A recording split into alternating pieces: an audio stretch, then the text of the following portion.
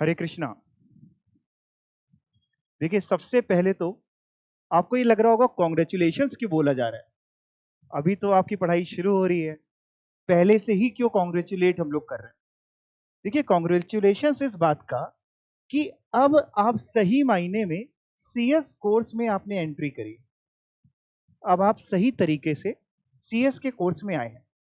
जिस भी तरीके से आप आए हैं, सीएस डबल ईटी पास करके या ग्रेजुएशन के बाद डायरेक्ट एंट्री करके, अब आप एक ऐसे कोर्स में आए हैं जिस कोर्स में आपको फ्यूचर में जाके डिग्निटी, रिस्पेक्ट, पैसा, कुछ हुआ नहीं, तुम लोग कुछ एक्सप्रेशन चेंज नहीं हुआ, आपको जो जो चाहिए ये कोर्स आपको सब कुछ दिला सकता है।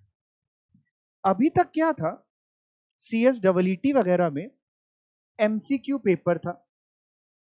और देखो, आपका दिल भी जानता है कि आपने कितनी मेहनत करी थी। जो क्वेश्चंस नहीं भी आ रहे थे तो आपने जय माता दी बोल के, हरे कृष्णा बोल के, टिक लगा के आगे बढ़ गए, उसको भी अटेम्प्ट करके आगे बढ़ गए। और कहीं ना कहीं दिल ही दिल में मना रहे थे भगवान से कि हे भगवान बस पास हो जाए। और भगवान ने आपकी सुन भी ली। आप देख रहे हैं भगवान आपकी कितनी सुनता है। इंस्टीट्यूट ने भी आपकी सुन ली, भगवान ने भी आपकी सुन ली, और आपको उसने पास कर दिया। और आप अब आ चुके हैं सीएस के अपने सेकेंड लेवल पे। बहुत जल्दी आपने अपना फर्स्ट लेवल क्लियर किया, सीएस के सेकेंड लेवल एग्जीक्यूटिव में आ चुके। तो पहले तो उस बात की ये बधाई है। अब आप जब सीएस में आ गए हैं, कंपनी सेक्रेटरी के कोर्स में, तो अब समझिएगा, अब आपको पूरे डेडिकेशन के साथ, पूरी प्लानिंग के साथ आपको पढ़ाई करनी है। अगर पहले लेवल में उतनी डेडिकेशन आपके साथ नहीं थी, उतने अच्छे से आपने पढ़ाई नहीं करी, जय माता दी बोल के टिक लगा दिया, तो यहां पे अब ये नहीं चलने वाला। सर, हमने सुना है सीएस बड़ा टफ होता है, आस पड़ोस वाले सभी बोलते रहते हैं बहुत टफ है। देखो भाई, अगर सही तरीके से पढ़ाई करी जाए स्ट्रेटेजी के साथ, आज की ये इंट्रोडक्टरी क्लास रखने के पीछे का पर्पस क्या था। देखिए, ये जो आज की क्लास है ये एक ही दिन आज ही होगी, हम कैसे उसको स्मार्टली प्ले कर पाए। हार्ड वर्क तो करना है, बट उससे ऊपर है स्मार्ट वर्क। अगर हमारा स्मार्ट वर्क भी हमारे पास होगा, हमें स्ट्रेटेजी पता होगी, तो काम हो जाएगा। जैसे कि सीएस में, एग्जीक्यूटिव में, आपको अगर शायद पता हो कि इंडिविजुअल पासिंग मार्क्स आपको हर एक सब्जेक्ट में चाहिए 40 मार्क्स। ये पता है आपको, 40% चाहिए हर एक सब्जेक्ट में, 40% से कम किसी भी सब्जेक्ट में नहीं आने चाहिए। और एग्रीगेट चाहिए 50%। अभी मैं इस पे आऊंगा तो समझाऊंगा और डिटेल में। अब आप करते क्या है, आप स्टार्टिंग से भगवान से मनाते रहते हैं, हे भगवान, जैसे 3 इडियट्स में नहीं बोलता वैसे ही, हे भगवान 40 दिलवा दे, 40 नंबर सभी में दिलवा दे, रोज 2 बत्ती जलाऊंगा, है ना, लड्डू चढ़ाऊंगा। और भगवान ने सुन लिया आपकी। भगवान कहते हैं तथास्तु। आप कह रहे थे 40 दिलवा दे, भगवान ने सब में 40 दिलवा दिया आपको, हो गए 40 मार्क्स आ गए। बट रिजल्ट निकला फेल। क्यों? आपने भगवान से प्रे ही गलत करी। आपने भगवान को सारे टर्म्स एंड कंडीशन क्लियर नहीं करे। आपको ये बोलना चाहिए था भगवान से कि किसी भी सब्जेक्ट में 40 से कम ना कराना और टोटल एग्रीगेट 50% बना देना। आपने इतनी प्रे करी नहीं भगवान के। ये स्ट्रेटेजी जो आपकी थी कि भगवान से करके काम हो जाएगा, नहीं, भगवान को हम लोग रिश्वत दे देते, पास कर दो तो यहां तक पैदल आऊंगा, नंगे पैर आऊंगा। तो भाई, अगर आप ऐसा कर रहे हैं, बिल्कुल करिए, ऊपर वाले का सहारा बड़ा जरूरी है, लेकिन पूरी स्ट्रेटेजी, पूरी प्लानिंग, पूरी टर्म्स एंड कंडीशंस भगवान के साथ शेयर कर लेना कि ऐसे ऐसे पास हो। चलो, ये तो हो गई मजाक की बात। अब मैं जरा आ जाता हूं कंपनी सेक्रेटरी में। तो आपने फ्लाइट बोर्ड कर ली है सीएस की, और भाई मैं कह सकता हूं कि आप एक प्रोफेशनल वर्ल्ड में आ गए। कुछ इस तरीके से फ्यूचर में आप लगने वाले हैं। तो ये चेहरे काले नहीं हैं, ये चेहरे थोड़े से ऐसे हैं जो आप अपने चेहरे फिट कर सके। तो कुछ इस तरीके से आप भविष्य में लगने वाले हैं। देखिए, कुछ ही प्रोफेशनल कोर्स हैं हमारे इंडिया में। अगर हम बात करें तो कुछ ही रेप्यूटेड ऐसे प्रोफेशनल कोर्स हैं जिनके नाम से पहले आप प्रीफिक्स कर सकते हैं अपनी डिग्री का वो करेक्टर, यानी आप अपने नाम से पहले सीएस लगा सकते हैं। सभी बच्चे एक बार अपने नाम से पहले एक बार सीएस लगा के बोल के देखो। मनी मन में बोल रहा हूं, मनी मन के बोल के देखो, आपको अपने आप अपनी नजरों में अपनी इज्जत बढ़ जाएगी। कुछ ही ऐसे प्रोफेशन है, हर लोग नहीं लगा सकते। क्या एमबीए वाला लगाता है? नहीं। सीए, सीएस, डॉक्टर, कुछ ही ऐसे प्रोफेशन है। और इसमें सीएस वगैरह में अच्छी बात क्या है, काबिले तारीफ बात क्या है कि ये प्रोफेशंस में कोई रिजर्वेशन नहीं, कोई कोटा नहीं, कोई डिस्क्रिमिनेशन नहीं। आप एससी एसटी हो, ओबीसी हो, जनरल कैटेगरी के हो, इंस्टीट्यूट कह रहा हमें उससे कोई मतलब नहीं। आप पढ़ोगे, नॉलेज होगी तो हम आपको पास कर देंगे। ऐसा नहीं कि किसी कैटेगरी के लिए पासिंग क्राइटेरिया कुछ और है, जनरल के लिए कुछ और है, या इतनी सीट्स इसके लिए रिजर्व है। No, nothing. दूसरी अच्छी चीज ये है, नेशनल लेवल कोर्स है। ये कोर्स ऐसा नहीं है कि आप एक पर्टिकुलर जगह से कर रहे हैं, आप किसी भी कोने में बैठे हो, पेपर सेम आने वाला है। मुंबई में, दिल्ली में, कोलकाता, चेन्नई, कहीं भी आप बैठे हो, पेपर वही आएगा, सभी के पास पेपर सेम आने वाला है। तो कंपटीशन इक्वल हो गया नेशनल लेवल कोर्स।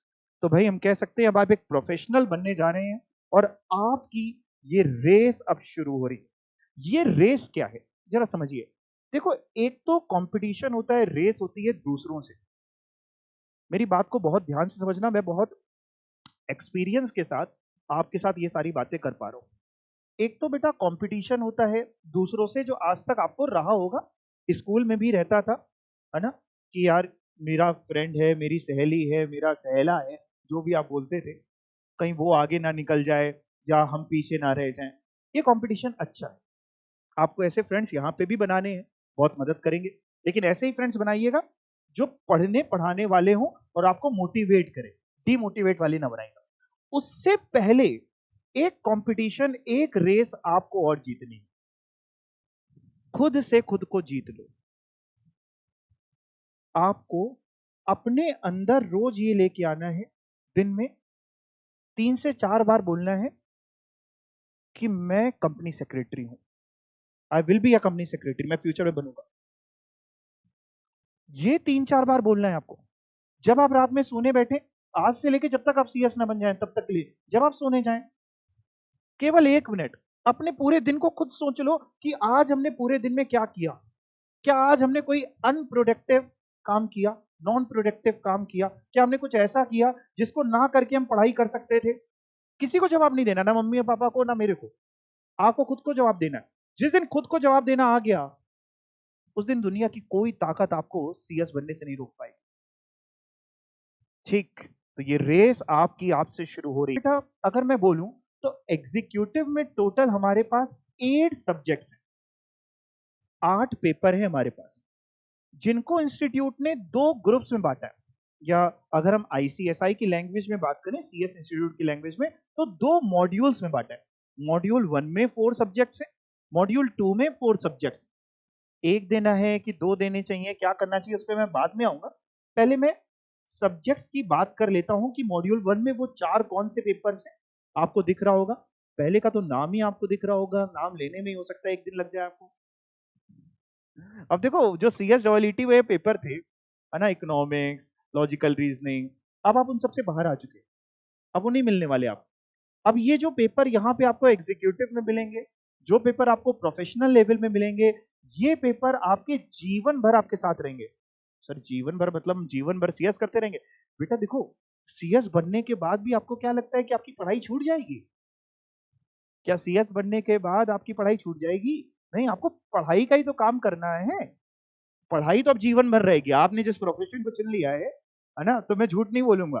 जैसे घर वाले बोलते हैं ना, बेटा 1 10th में हो, 1 साल बेटा, बस 2 साल की बात और है, फिर जिंदगी संवर जाएगी। अब पढ़ाई तो जिंदगी भर है। ये जो प्रोफेशंस होते हैं, इसमें पढ़ना तो जीवन भर है।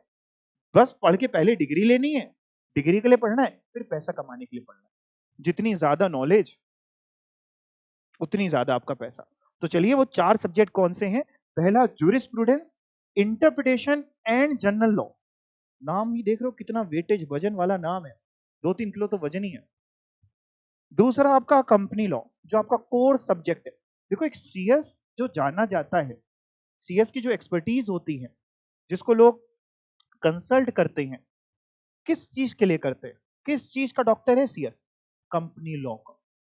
कंपनी लॉ का एक्सपर्ट माना जाता है आपको। आपके में ये पेपर तो होना ही है, ये तो होना ही था, बिना इसके तो होना नहीं। और ये बात भी बता दूं आपको, इन चारों में सबसे टफ पेपर कंपनी लॉ का मिलता है। क्योंकि जब कोर पेपर है, इंस्टीट्यूट डिग्री दे रहा है, इंस्टीट्यूट कह रहा है आप इसको कंपनी सेक्रेटरी बोल सकते हैं, तो किसी को ऐसे ही थोड़ी ना कंपनी सेक्रेटरी बोलने लग जाएंगे। डिग्री उसी को देगा जिसको इंस्टीट्यूट देखेगा कि उसके अंदर काबिलियत है, वो हमारे इंस्टीट्यूट का नाम नहीं डुबोएगा। अभी मैं आऊंगा पेपर्स में। एक तो कंपनी लॉ है, setting up of business entities and closure है, एंड टैक्स लॉज है।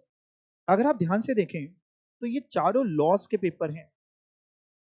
Jurisprudence, interpretation and general law एक लॉ ही है, कानून है। कॉन्स्टिट्यूशन वगैरह, आईपीसी वगैरह बहुत कुछ इसमें सिखाया जाएगा। कंपनी लॉ, एसबीईसी में भी मिला जुला कुछ लॉ ही मिलने वाला है, और टैक्स लॉज भी लॉ ही है। इसमें से अगर आप देखिए तो 3 पेपर सब्जेक्टिव हैं, यानी वो लिखने वाले, और एक एमसीक्यू है। सर लिखने की तो आदत हम लोग की छूट गई।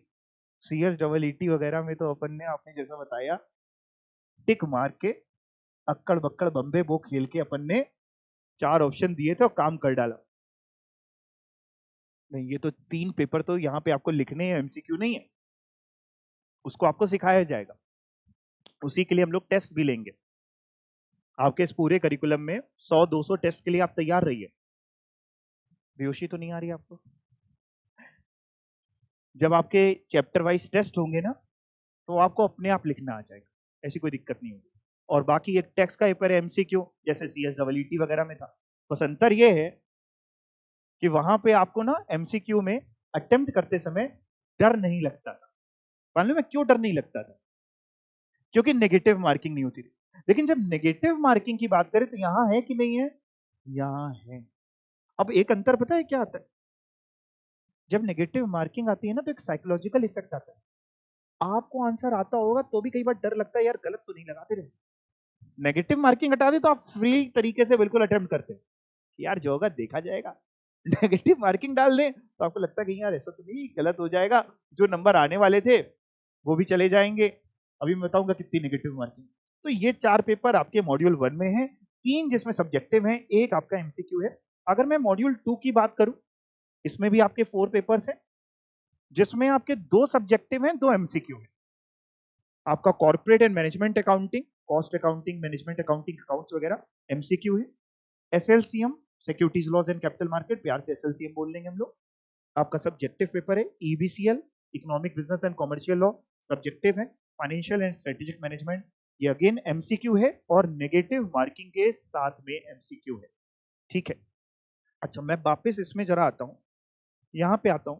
मैंने आपसे कहा कि पासिंग क्राइटेरिया भी मैंने आपको बताया कि हर एक इंडिविजुअल पेपर में किसी में भी 40 से कम नहीं होने चाहिए,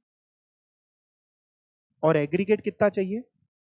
50%। अब मेरी बात को सुनना, पहले हम लोग केवल मॉड्यूल 1 पे भी फोकस करते हैं। आपके ऐसे तो बहुत सारे फ्रेंड्स होंगे, बहुत लोगों को आप जानते होंगे, बट आपके जो बेस्ट फ्रेंड होंगे, कुछ खास फ्रेंड, वो तारक मेहता में आता है ना, क्या बोलते हो, कौन सा मित्र बोलते हैं, जेठालाल का मित्र है वो, परम मित्र को क्या बोलते हैं वो, ऐसे कुछ बोलते हैं ना, खास फ्रेंड।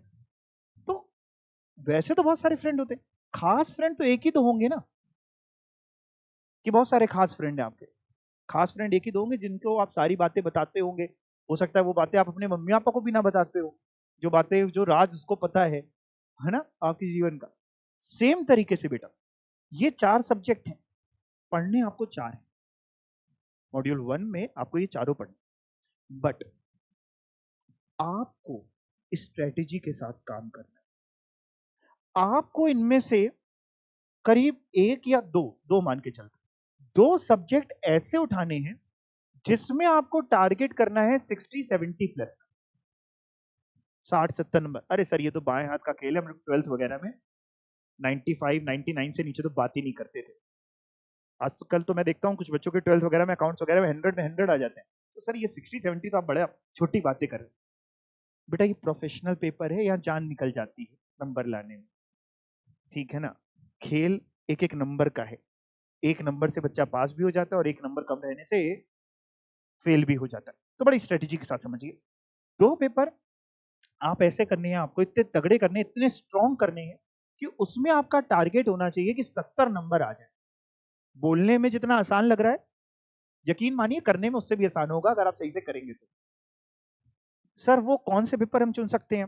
देखो, अगर मैं आपको सही बोलूं तो जूरिस्प्रूडेंस, इस पूरे को jurisprudence, interpretation and general law को प्यार से जूरिस्प्रूडेंस बोल लें। कुछ लोग जेआईजीएल भी बोलते हैं, कुछ लोग जूरिस भी बोलते हैं। जूरिस्प्रूडेंस बोल लीजिए या जेआईजीएल बोल लीजिए। जेआईजीएल का ये जो पेपर है, ये स्कोरिंग पेपर, इसमें आमतौर पे डायरेक्ट क्वेश्चंस आते हैं। आमतौर पे ऐसे क्वेश्चंस आते हैं जो आपने अगर सही से पढ़ाई करी है तो आप लोग डायरेक्टली उसको कर सकते हैं, बहुत घुमा फिरा के नहीं पूछता इंस्टीट्यूट। एंड दूसरा पेपर आप जो टारगेट कर सकते हैं वो है टैक्स। टैक्स में एमसीक्यू है। इसका मतलब समझते हो एमसीक्यू का? अगर इसके फायदों की बात करें तो इसका मतलब यह है कि आपके सामने 4 आंसर दिए होंगे, आपके सामने आंसर दिया होगा। जैसे छोटे में हाइड एंड सीक खेलते थे, तो बस आपको उसमें से सही ढूंढना होगा। तो भाई टैक्स एंड जूरिस में आप स्कोरिंग का टारगेट बना सकते हैं 70 plus.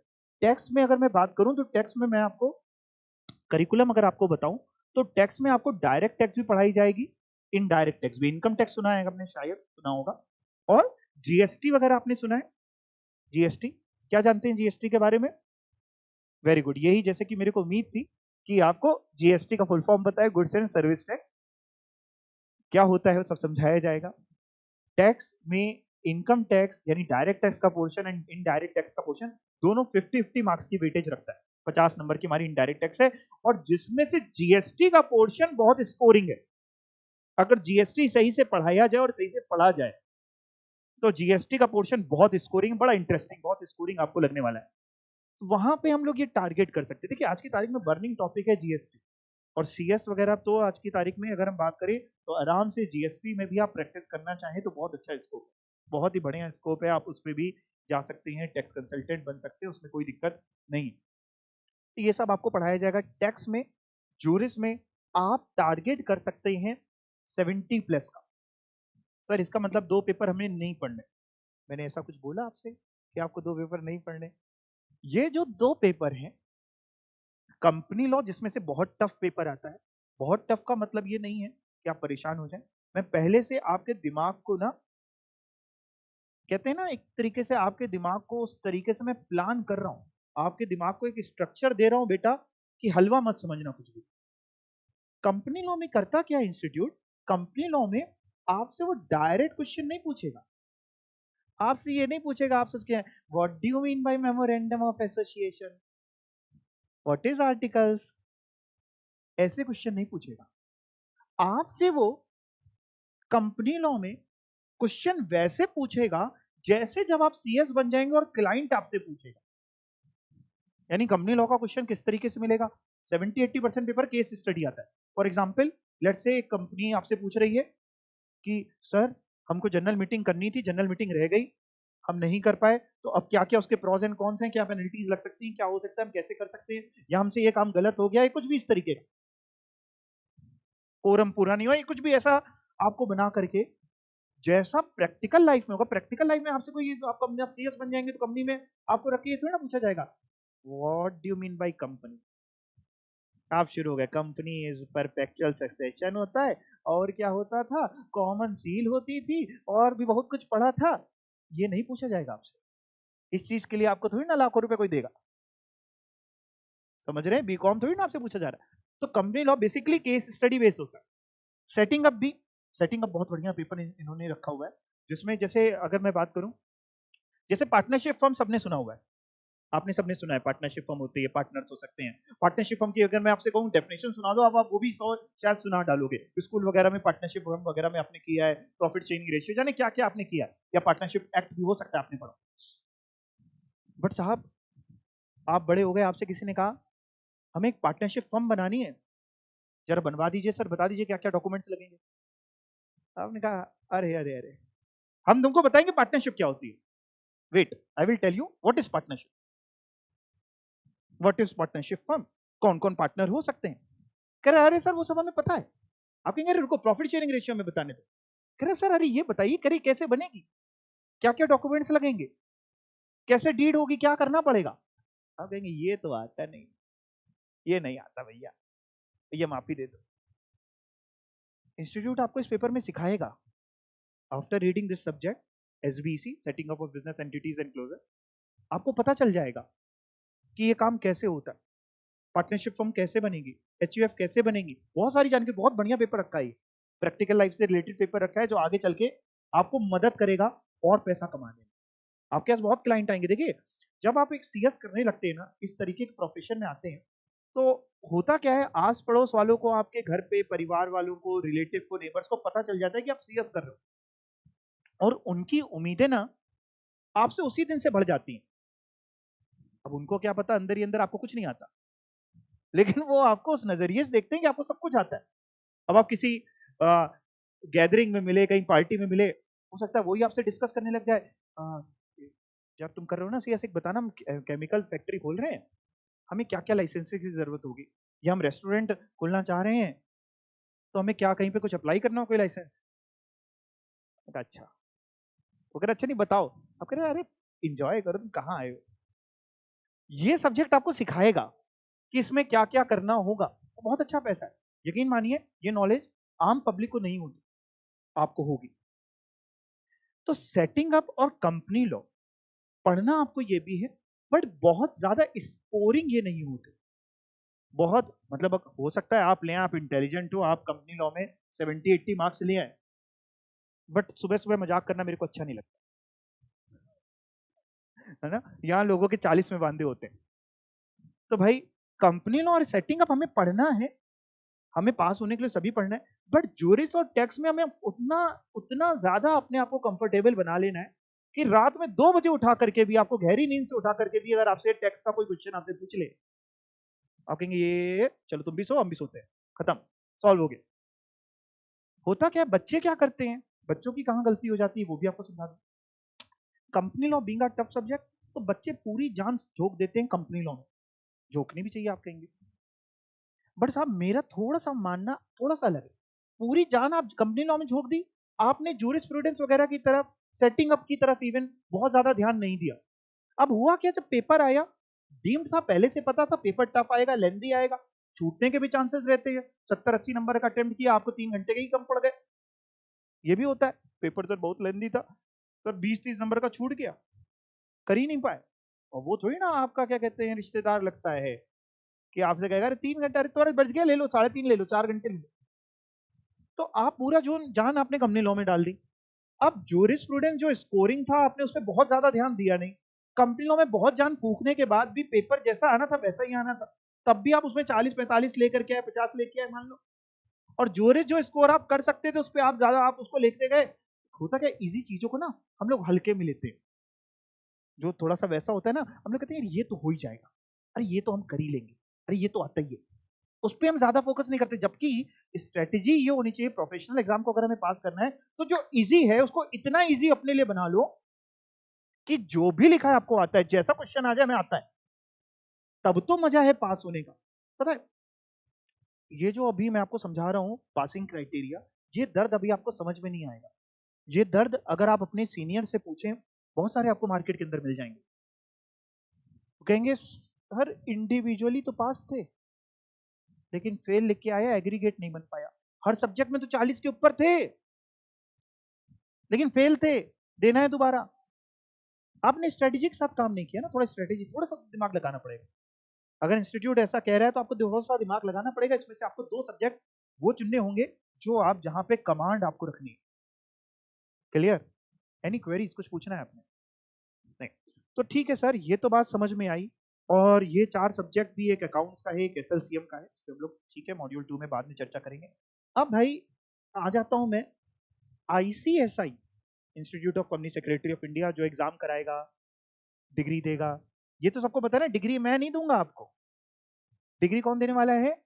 ICSI, institute of company secretary of India exam वो कंडक्ट कराएगा, डिग्री वो दे रहा है। उसकी कुछ इंपॉर्टेंट डेट्स की बात कर लेते हैं। कई बार क्या होता है, कुछ टाइम हमने देखा, कुछ बच्चों को देखा, पढ़ रहे हैं, पढ़ते पढ़ते पढ़ते पढ़ते पढ़ रहे हैं, आखिर में कह रहे सर मेरा एडमिट कार्ड नहीं आया। ने कहा अच्छा तुमने एग्जाम फॉर्म भरा था? सर ये क्या होता है? तो रजिस्ट्रेशन कराया था? नहीं सर। तो इंस्टीट्यूट को सपना आ रहा था कि तुम पढ़ रहे हो। तो ये डेट्स बड़ी जरूरी हैं आपके साथ डिस्कस करना। देखिए ध्यान से सुनिएगा, आपका दिसंबर में पेपर है।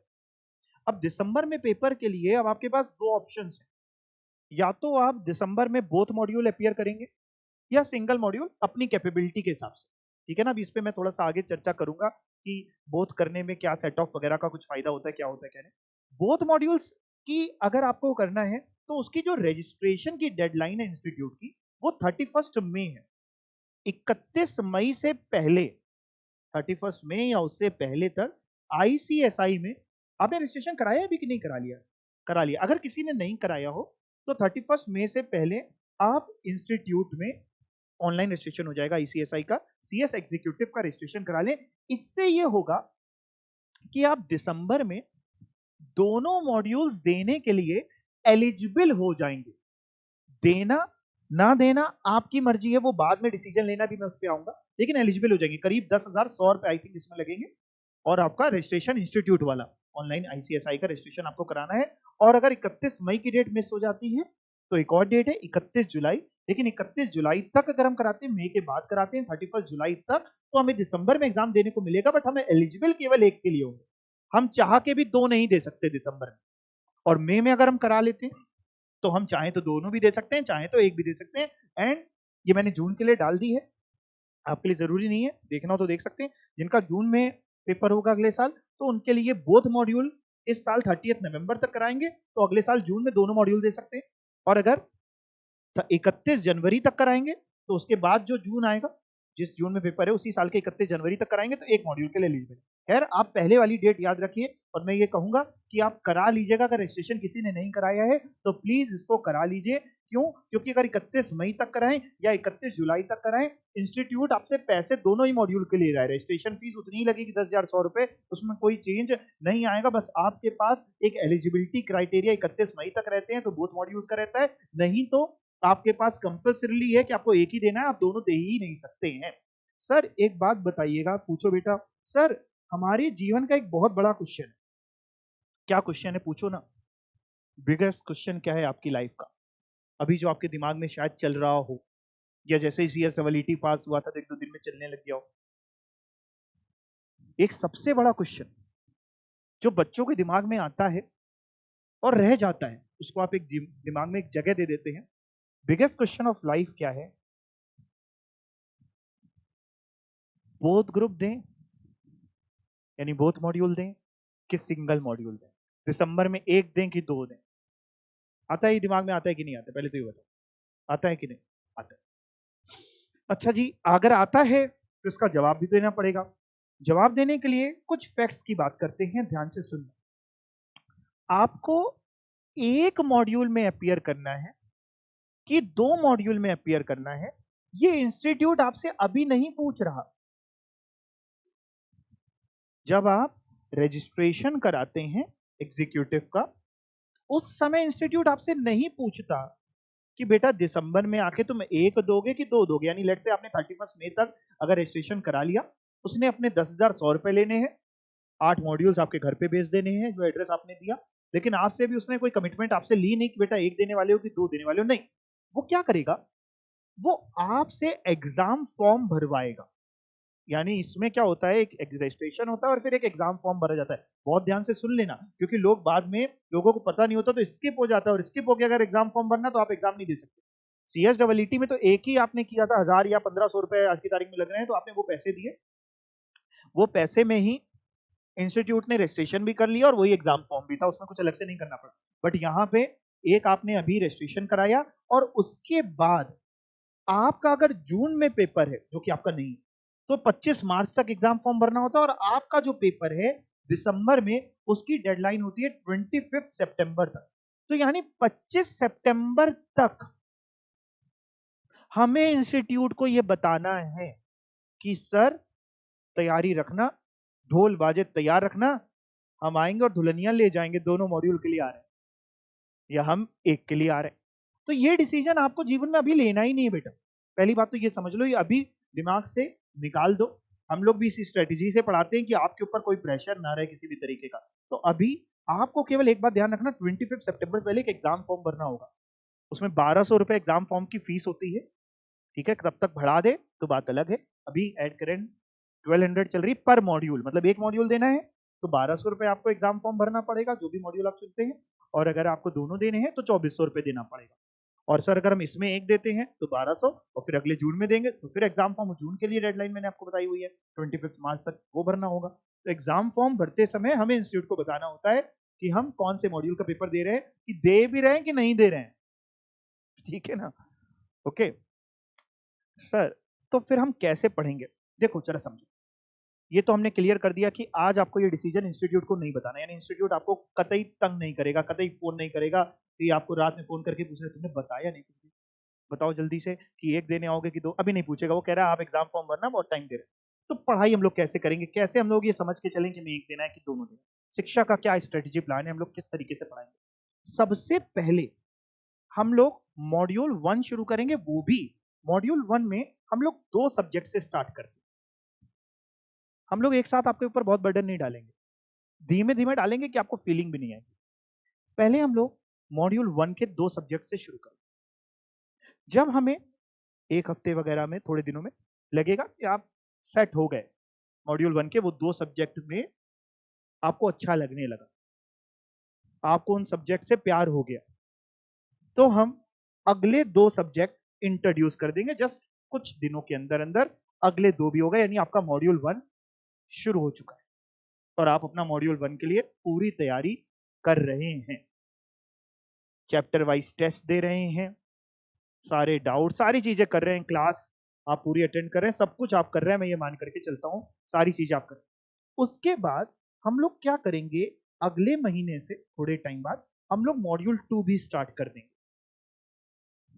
तब तक आप ये डिसाइड कर चुके भी होंगे कि आपको मॉड्यूल 1 करना है कि दोनों करने हैं, क्योंकि तब तक इतने टेस्ट, सारी चीजें हो चुकी होंगी कि आप इस कंफर्टेबल पोजीशन पे आ गए होंगे डिसाइड करने के लिए कि आपको एक करना है कि दो। और इसमें मैं हमेशा सभी बच्चों से कहता हूं कि ये आपका इंडिविजुअल डिसीजन होना चाहिए। ये आपका ऐसे डिसीजन इन्फ्लुएंस नहीं होना चाहिए कि बगल वाला क्या कर रहा है, आपका फ्रेंड क्या कर रहा है। हो सकता है आपका फ्रेंड बोथ मॉड्यूल के लिए जा रहा हो, लेकिन आपको अंदर से सिंगल की आवाज आ रही है, आप सिंगल करिए। हो सकता है वो सिंगल के लिए जा रहा हो, आपको बोथ की आवाज आ रही है, तो आप बोथ करिए। सबकी कैपेबिलिटीज अलग अलग है, सबकी खाने की कैपेसिटी अलग अलग है। वो उसका 2 रोटी में पेट भरता है, आपको 10 रोटियां लगती हैं। सबकी अपनी अपनी कैपेसिटी है, आपको अपने आप को देखना है। फ्रेंड के साथ नहीं जाना है कि वो कर रहा है सिंगल, हम कर लेंगे 2 तो दुश्मनी हो जाएगी। अगर दुश्मनी हो जाए तो ऐसी दोस्ती को तो तुरंत तोड़ दो, ऐसी दोस्ती किसी काम की नहीं है, ठीक है ना। ये बात समझ गए। जब हम लोग दूसरा मॉड्यूल भी शुरू कर देंगे, यानी आपके टोटल 8 सब्जेक्ट शुरू हुए, पहले के 4 शुरू थे, फिर 4 शुरू हो गए। इसके बाद अगर मैं बात करूं तो मैं, यानी हम लोग दिसंबर के लिए जो कोर्स कंप्लीशन की डेडलाइन रहती है वो 31 अक्टूबर रहती है। हमारी सारी डेट्स फिक्स रहती हैं। 31 अक्टूबर तक आपका पूरा करिकुलम, पूरा कोर्स कंप्लीट हो चुका होगा। 8 सब्जेक्ट का आपका कोर्स दिसंबर अटेम्प्ट के लिए कंप्लीट हो चुका होगा, जिसमें जिसमें चैप्टर वाइज टेस्ट भी हो चुके होंगे।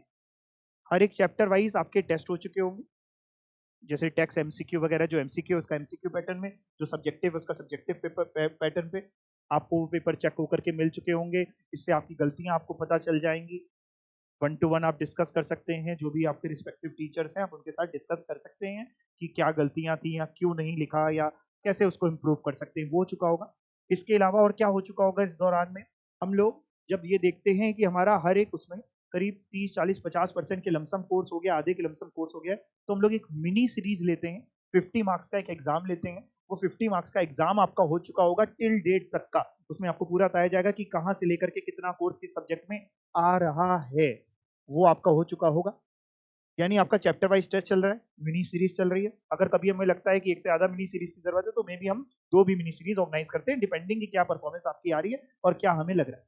देन आपका 31 अक्टूबर को कोर्स कंप्लीट हो जाता है। 31 अक्टूबर को कोर्स कंप्लीट होने के बाद नवंबर में आपकी हम लोग मॉक सीरीज लेते हैं, बिल्कुल वही जैसे आपका स्कूल में बोर्ड्स होते थे, सेम पैटर्न पे। इसका कारण एक सबसे बड़ा ये है कि एक तो आपके अंदर 3 घंटे बैठने की हिम्मत होनी चाहिए। सर है, बड़ी हिम्मत है। अभी कोविड के चक्कर में क्या हुआ, कुछ लोगों का जिनका 12th है, अब तो 1.5 घंटे के भी पेपर होने लग गए हैं 12th वगैरह के। तो यहाँ तो 3 घंटे का आपका पेपर है। दूसरा, आपको इंस्टीट्यूट में कोई रीडिंग टाइम नहीं देता है। इंस्टीट्यूट, सीएस इंस्टीट्यूट में कोई रीडिंग टाइम आपको नहीं मिलने वाला। पेपर वही 3 घंटे का है, उसी 3 घंटे में आपको करना है। तो एक तो आपका ये मॉक सीरीज का लेने का एक पर्पस ये भी रहता है हमारा कि आपको पैटर्न से वाकिफ हो जाए कि कितने कंपलसरी क्वेश्चंस हैं, कितने आपके ऑप्शनल क्वेश्चंस हैं, और चॉइसेस आती है तो किसमें आती है आंसर, क्वेश्चन 2A में किसमें चॉइस आती है, कौन सा क्वेश्चन कितने मार्क्स का होता है, ये पैटर्न इंस्टीट्यूट का फिक्स्ड है। तो इसका आपको ये सारी चीजें आपको पता चल जाएंगी, और एक कहीं ना कहीं आपको इस मॉक सीरीज के चक्कर में आपकी पूरी प्रिपरेशन हो चुकी होगी। ये बात समझ गए आप? फिर आ जाएगा आपका, जिसका आपको बेसब्री से क्या है, इंतजार, एग्जाम। अच्छा, सीएस इंस्टीट्यूट की एक सबसे अच्छी बात क्या है पता है? एग्जाम की डेट शीट बड़ी जल्दी दे देता है। जैसे भी जून वालों का पेपर जैसे ही हो जाएगा ना, तुरंत दिसंबर की डेट शीट दे देगा। इस तारीख से पेपर, इस तारीख को ये, इस तारीख को ये, शेड्यूल पहले ही देता है। ये बहुत मेरे को मतलब इंस्टीट्यूट में ये बहुत अच्छी बात लगती है कि बच्चे को पहले से सारी चीजें पता है कब मेरे किस दिन पेपर है। नहीं तो उस दिन आप शादी ना रख लेना अपनी, पहले से आपको सारी चीजें पता होनी चाहिए। तो जिस घड़ी का इंतजार है वो घड़ी आपके पास आ चुकी होगी, एग्जाम आपके पास आ चुका होगा। सर बेटा बताओ, सर अब भी तो ये बात तो रह गई ना, कौन सी बात? जो बिगेस्ट क्वेश्चन था हमारी लाइफ का, कि 1 मॉड्यूल दें कि 2 मॉड्यूल दें। ठीक है बेटा, एक्सपर्ट की ओपिनियन देख लेते हैं। ये एक्सपर्ट कौन है? हम ही हैं, ठीक है। जरा देखते हैं, ध्यान से सुनिएगा। हम लोग क्या कहते हैं बेटा आपसे, आप बिल्कुल टेंशन मत लीजिए। आप अपनी शुरुआत कर रहे हैं मॉड्यूल 1 से। फिर अगर आपको लगता है, अगर तब तक आप बिल्कुल निश्चिंत हो गए हो कि हमें मॉड्यूल 1 ही करना है, नो प्रॉब्लम, आप 1 ही करिए। तब तक आप बिल्कुल दिमाग में आ गया होगा नहीं हमें दोनों करने, दोनों करिए। और तब तक भी अगर आप कंफ्यूज हैं, तो हम लोग कहते हैं कि आप मॉड्यूल 2 पढ़िए 1 महीना, मॉड्यूल 1 के साथ 1 महीना पढ़िए, करिए, और तब डिसाइड कर लीजिए कि आप दिसंबर में दोनों दे पाएंगे कि नहीं। तब बहुत ज्यादा परफेक्ट डिसीजन आपका आ पाएगा। देखो, पास होने वाले एक भी होते हैं और पास होने वाले दोनों भी होते हैं, है ना? बोथ मॉड्यूल के असर पास हो सकते हैं, बिल्कुल। ऑल इंडिया रैंक जो आती है वो बोथ मॉड्यूल करने पे आती है, सिंगल मॉड्यूल पास होने पे और AIR नहीं आती। ऑल इंडिया रैंक CSEET से तो इंस्टीट्यूट ने हटा ही दी है, उसमें तो AIR देता ही नहीं है।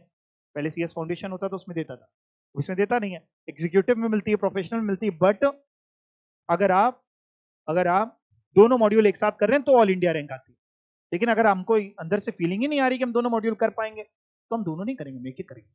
ठीक है, तो हम लोग कह रहे हैं study for both module for 1 month. If you feel comfortable, अंदर से आवाज है हम सही जा रहे हैं, तो गो फॉर बोथ। और एल्स 1 महीना पढ़ने के बाद अगर आपको लगता है नहीं नहीं बहुत हो गया, जीवन यहीं खत्म होने वाला ऐसा लग रहा है, अगर ऐसा लगता है तो आप सेकंड ड्रॉप कर दीजिए, कोई टेंशन वाली बात नहीं है। वो अगले जब आएगा तो आप अगली बार में उसको पढ़ लीजिएगा। If you decide to choose only 1 module, you can drop the classes of module 2। अब मॉड्यूल 2 की क्लास ड्रॉप कर दीजिए एंड फोकस करिए केवल किस पे, मॉड्यूल 1 पे। जैसे ही आपका मॉड्यूल 1 का पेपर खत्म हो जाए, तुरंत क्या शुरू कर दीजिए, मॉड्यूल 2 की प्रिपरेशन। अच्छा, इसमें भी देखो एक चीज और आपको ऐड करना चाहूंगा। बच्चे ना बहुत गलती करते हैं। जैसे आपने बहुत लोगों को सुना होगा कि बहुत टाइम से CS कर रहा है, ऐसा नहीं, आपने मार्केट सुना होगा। तो उनकी स्ट्रेटेजीज बड़ी गलत होती है। होता क्या है, सपोज करिए जैसे आपने मान लीजिए आपने कहा दिसंबर में हमें 1 मॉड्यूल देना है, आप इस नतीजे पहुंचे, मान लेते हैं दिसंबर में 1 मॉड्यूल देना, आपने दिसंबर में पेपर दिया, 1 मॉड्यूल दे दी। अब आपको करना क्या चाहिए, आपको इमीडिएट इफेक्ट से, without wasting any single day और सिंगल मिनट, आपको सेकेंड मॉड्यूल शुरू कर देना चाहिए उसकी पढ़ाई।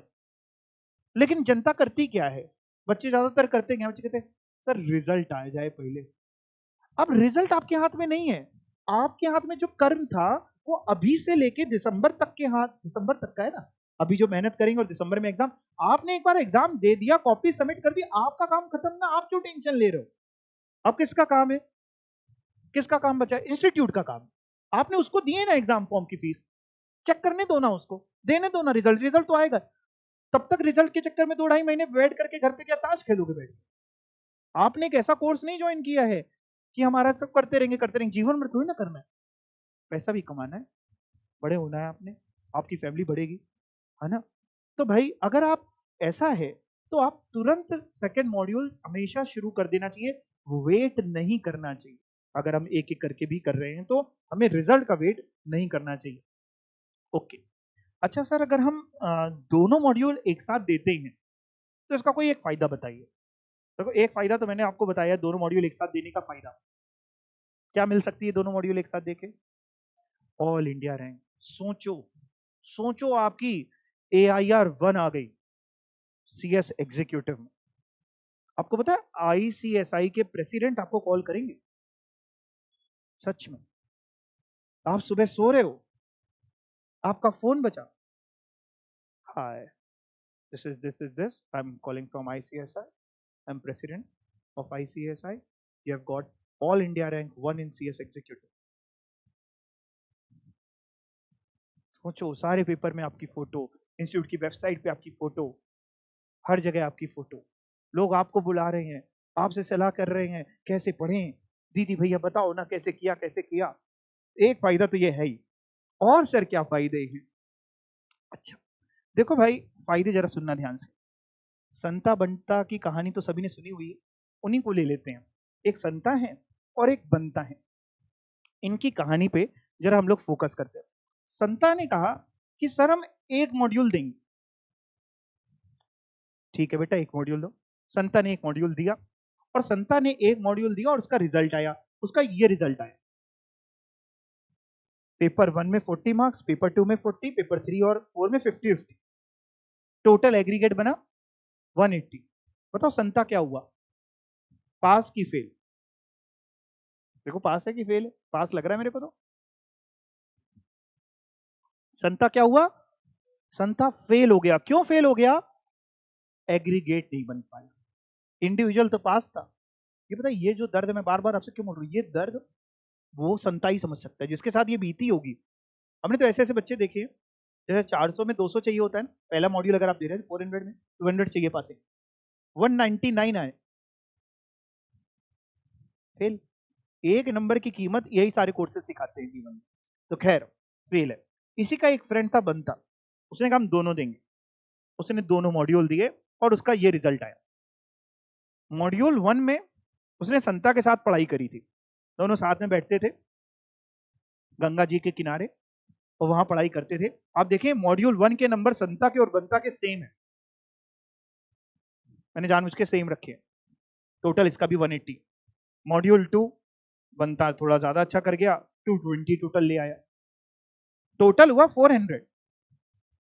बंता क्या हुआ बताओ, पास की फेल? पास हो गया बोथ मॉड्यूल। क्यों पास हो गया बोथ मॉड्यूल? एग्रीगेट बन गया।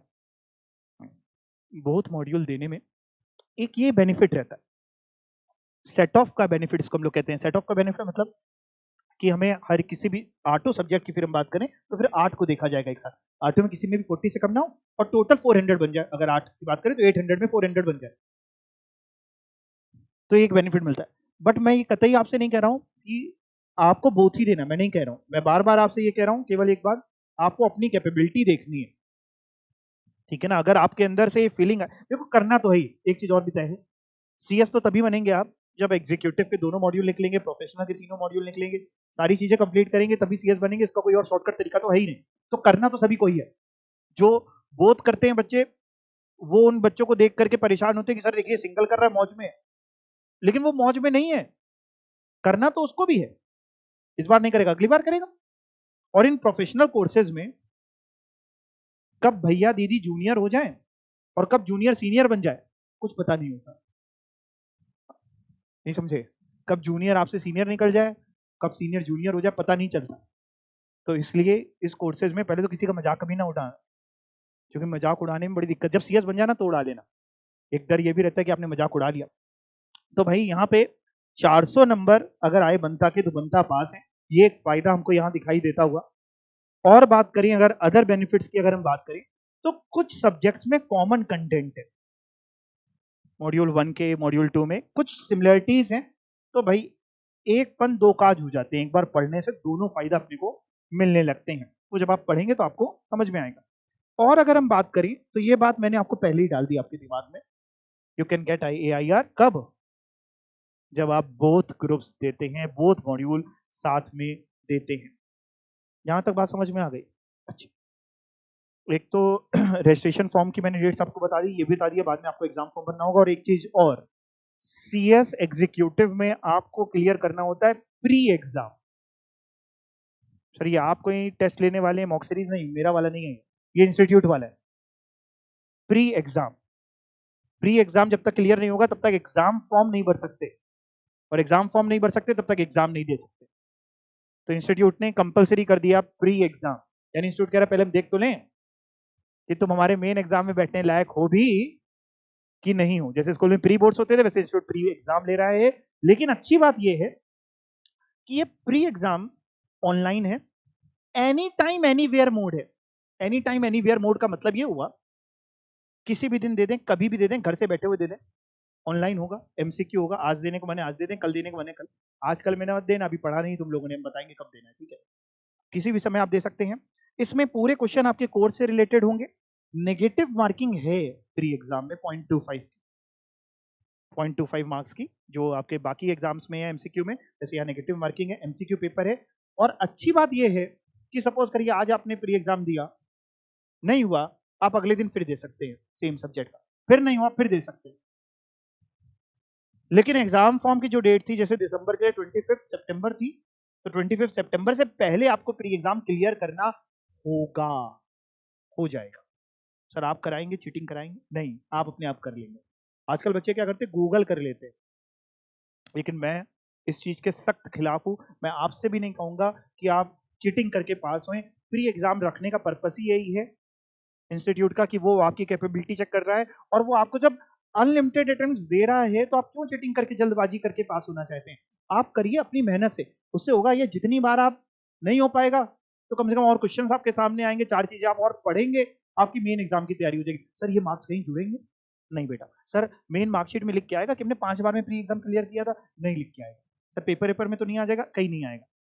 तो ये क्लियर करना है, हो जाता है पढ़ने के बाद। तो जब हम लोग का कोर्स थोड़ा बहुत हो चुका होगा, हम लोग को लगेगा कि आप इस लेवल पे आ गए कि अब आप प्री एग्जाम कर सकते हैं, तो हम लोग बताएंगे आमतौर पे 1 ही 2 बार में आपका हो जाएगा, बिना चीटिंग करे, और बिना आपको चीटिंग नहीं करनी। हालांकि मैं जितना भी बोल लूं, जो चीटिंग करने वाले होते हैं चीटिंग करते ही हैं। खैर, तो ये रहा आपका प्री एग्जाम। अब बात कुछ खत्म हो गई, कुछ स्टेटमेंट्स हैं आपके लिए, पढ़ सकते हैं अपने आप। The earlier you start working on something, the earlier you will see the result। और आप सब बहुत अच्छे हैं।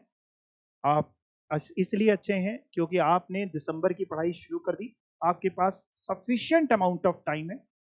डेली डेली थोड़ा थोड़ा पढ़ते पढ़ते पढ़ते पढ़ते आप इस काबिल बन पाएंगे कि आप पेपर अपना निकाल लें। कुछ और कोटेशंस भी हैं मेरे पास। बेटा टारगेट हमेशा ना थोड़ा बढ़ा के रखो। जैसे इंस्टीट्यूट कह रहा है ना 50% पासिंग क्राइटेरिया, आप अपने दिमाग में थोड़ा बढ़ा के रखो। जब आप टारगेट बढ़ा के रखोगे तो गिरोगे बिना, अगर जब मेन रिजल्ट में, तो कम से कम इंस्टीट्यूट के पासिंग क्राइटेरिया से ऊपर होगे। आप टारगेट ही उतना रखोगे, नीचे गिर गए तो फेल हो जाओगे। और पैर जमीन पे होने चाहिए। एक चीज और, अच्छा जो जो बच्चे CSEET पास करके आए हैं, खास तौर पे उनके लिए CSEET पास करके दिल से एक फीलिंग आती है कि बहुत बड़ा काम कर लिया। नो डाउट आपने बहुत बड़ा काम कर लिया, बट ओवर कॉन्फिडेंस में नहीं आना है आपको कि हमने सब कुछ अचीव कर लिया दुनिया में। नहीं, अब दुनिया शुरू हुई है आपके लिए। जो कर लिया बहुत अच्छा, हाईएस्ट मार्क्स ले आया, जो या जो भी करा आपने बहुत बढ़िया किया, आपकी अपनी मेहनत थी, आपने किया। लेकिन अब आपको अपने पैर जमीन पे रख के अगली जर्नी के लिए शुरुआत करनी है। बस बेस्ट ऑफ लक ही बोलना चाहूंगा आपको। अच्छे से पढ़ाई करिए, सारे टेस्ट दीजिए, सारी क्लासेस अटेंड करिए, कोई दिक्कत नहीं होगी। ये हमारे यहाँ के कुछ रिजल्ट्स हैं, ऑल इंडिया रैंक्स हैं हमारे यहाँ की, और मैं चाहूँगा इसमें ऑल इंडिया रैंक्स में आपका भी नाम जुड़ पाए, तो इससे हमारा भी फायदा है, हमारा भी नाम होगा, हमारे प्रचार होगा। देखिए सिंपल सी बात बताएं तो, और आपका भी फायदा है, लोग आपको भी जानेंगे। और हमारी अपनी ऐप वगैरह आपने डाउनलोड करी होगी, यूट्यूब चैनल वगैरह आप सब्सक्राइब कर सकते हैं, ठीक है। कोई डाउट कुछ पूछना चाहें तो आप पूछ सकते हैं। नहीं, ऑफलाइन पेपर होंगे, जो एमसीक्यू भी होगा इंस्टीट्यूट का, वो आपको सेंटर पे जाना पड़ेगा। जो भी आप सिटी का सेंटर भर रहे हैं तो आपको सेंटर पे जाना पड़ेगा, सेंटर में जाके ऑफलाइन पेपर होगा। एमसीक्यू पेपर भी ऑफलाइन होंगे, सब्जेक्टिव भी ऑफलाइन होंगे, वहां जाके बैठ करके आपको पेपर करना होगा। घर वाला कंफर्ट जो CS मिल रहा था वो वहां नहीं मिलेगा। और कोई डाउट किसी का? नहीं, चलिए, ऑल दी वेरी बेस्ट। पास होके दिखाएंगे बढ़िया से, दिसंबर में टॉप करेंगे, ऑल इंडिया रैंक लाएंगे। चलिए।